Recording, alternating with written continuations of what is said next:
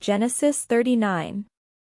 Now Joseph was taken down to Egypt, and Potiphar, an officer of Pharaoh, the captain of the guard, an Egyptian, brought him from the Ishmaelites who had brought him down there.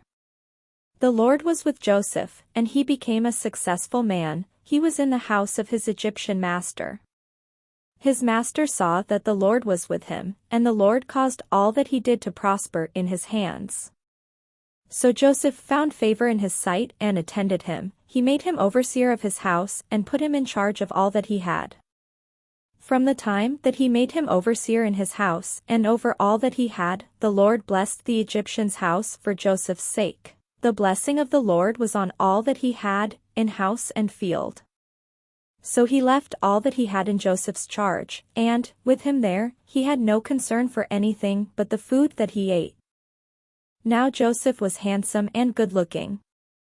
And after a time his master's wife cast her eyes on Joseph and said, "Lie with me."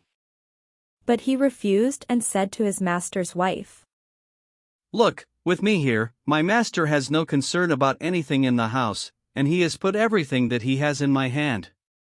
He is not greater in this house than I am, nor has he kept back anything from me except yourself, because you are his wife.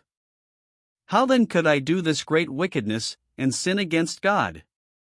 And although she spoke to Joseph day after day, he would not consent to lie beside her or to be with her. One day, however, when he went into the house to do his work, and while no one else was in the house, she caught hold of his garment, saying, "Lie with me." But he left his garment in her hand, and fled and ran outside. When she saw that he had left his garment in her hand, and had fled outside, she called out to the members of her household and said to them, "See, my husband has brought among us a Hebrew to insult us. He came in to me to lie with me, and I cried out with a loud voice, and when he heard me raise my voice and cry out, he left his garment beside me, and fled outside." Then she kept his garment by her until his master came home, and she told him the same story, saying, "The Hebrew servant, whom you have brought among us, came in to me to insult me, but as soon as I raised my voice and cried out, he left his garment beside me, and fled outside." When his master heard the words that his wife spoke to him, saying, "This is the way your servant has treated me," he became enraged.